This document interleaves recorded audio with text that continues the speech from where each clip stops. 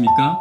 고린도전서 49번째 시간 사랑 문제 해결의 원칙, 사랑 문제 해결의 원칙이라는 제목으로 하나님 말씀 증거하도록 하겠습니다.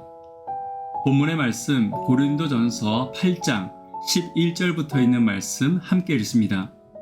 그러면 내 지식으로 그 믿음이 약한 자가 멸망하나니 그는 그리스도께서 위하여 죽으신 형제라.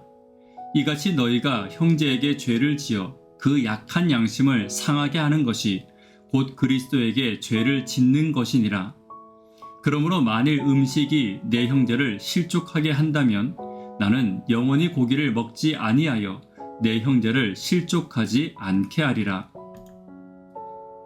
바울은 우상에게 바쳐진 고기를 먹어도 되느냐의 문제에 대해서 지식이 아니라 사랑의 원칙을 따르라는 기준을 제시하고 있습니다.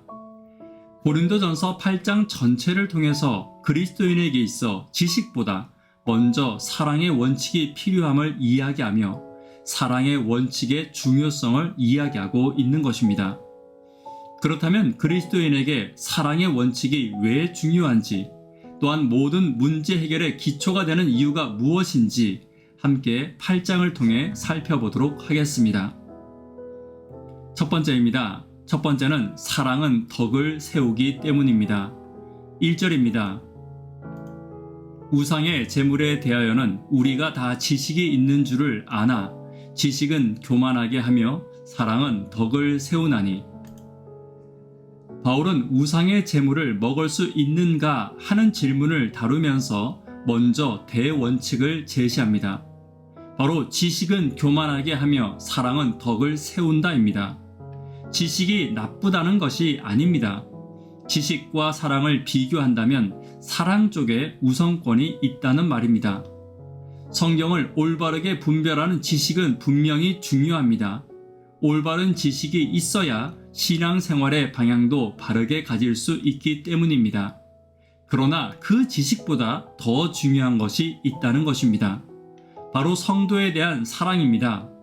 성경에 관한 바르고 풍부한 지식보다는 형제 자매를 진실로 사랑하는 일이 그리스도인에게 더 중요하다는 것입니다.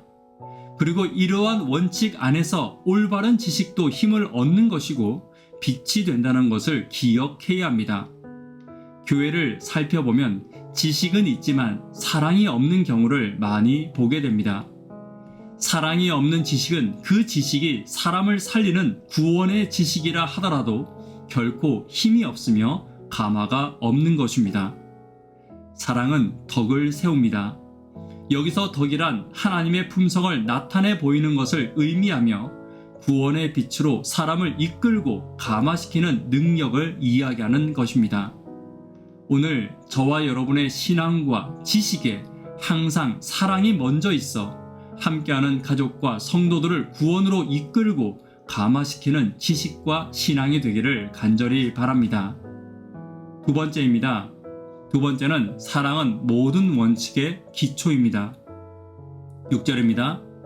그러나 우리에게는 한 하나님, 곧 아버지가 계시니 만물이 그에게서 났고 우리도 그를 위하여 있고 또 한 주 예수 그리스도께서 계시니 만물이 그로 말미암고 우리도 그로 말미암아 있느니라.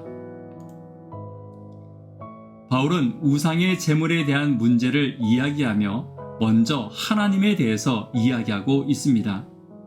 사실 우상의 재물은 어떤 의미도 가지지 못합니다. 우상은 실제하는 것이 아니며 단지 사단과 인간이 만든 허상에 불과하기 때문에 그 재물을 먹느냐 먹지 않느냐는 우리의 신앙에 어떤 영향도 가지고 오지 못하기 때문입니다. 그렇기 때문에 바울은 우상의 재물을 먹느냐 먹지 않느냐의 문제보다 하나님과 그분의 십자가의 사랑을 이야기하며 우리 안에 문제에 앞서 하나님의 사랑이 있느냐를 묻고 있는 것입니다. 다시 말해 나를 위해 십자가에 달려 돌아가신 그 사랑의 원칙이 나에게 있느냐고 끊임없이 질문하고 있는 것입니다. 하나님 나라의 절대 원칙은 사랑의 원칙입니다.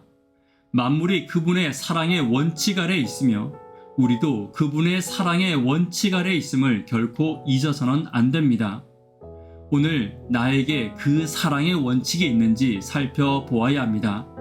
성도를 대할 때나 교회 안에 문제나 분노의 일이 있을 때 내 안에 예수님의 사랑의 원칙이 있는지 먼저 살펴보아야 합니다.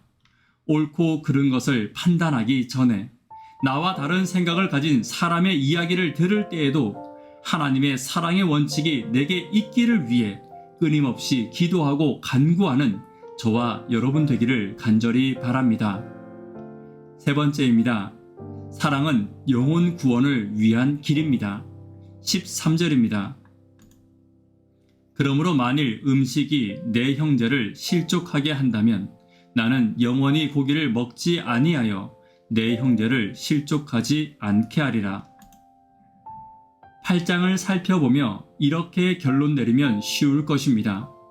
우상은 아무것도 아니기에 그 앞에 드려진 음식은 특별한 영적 의미를 지니지 않고 그러니까 먹어도 된다는 결론을 예상하게 됩니다. 그런데 바울은 그런 결론을 내리지 않습니다. 앞서 지식보다 사랑을 가르친 바울은 지식을 따라서 하는 행동이 믿음이 약한 자들을 망하게 할 수 있다고 이야기하고 있습니다.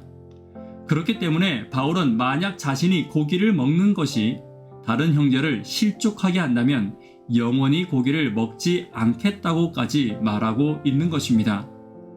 우리가 가진 원칙은 사람을 살리는 원칙이 되어야 합니다. 이것이 오늘 8장의 바울의 결론입니다. 예수님 당시에 바리새인들이 가지고 있는 원칙은 자신의 주장을 내세우고 자신의 지식을 자랑하는 원칙이었습니다. 그러나 사랑의 원칙을 가진 예수님을 닮은 성도는 사랑의 원칙이 있어야 합니다. 오늘 내가 하는 말과 행동이 사람을 살리는 일에 함께하는 것인지 아니면 사람들에게 시험을 주는 행동과 말인지 판단할 수 있는 사랑의 원칙이 있어야 하는 것입니다. 근본적으로 그리스도인은 자유로운 존재입니다. 그러나 우리의 자유로운 말과 행동이 예수님과 같이 사람을 살리고 그들을 구원하는 일에 함께하는 자유가 되기를 간절히 바랍니다. 말씀에 결론 맺도록 하겠습니다. 사랑은 문제 해결의 원칙입니다. 사랑은 덕을 세웁니다. 사랑은 모든 원칙의 기초입니다. 사랑은 영혼을 살리는 원칙임을 기억하는 저와 여러분 되기를 간절히 바랍니다. 기도 제목 함께 나누도록 하겠습니다. 구도자분들을 위해서 기도해 주십시오. 하루 10분 하나님과 동역하기를 위해서 기도 부탁드립니다.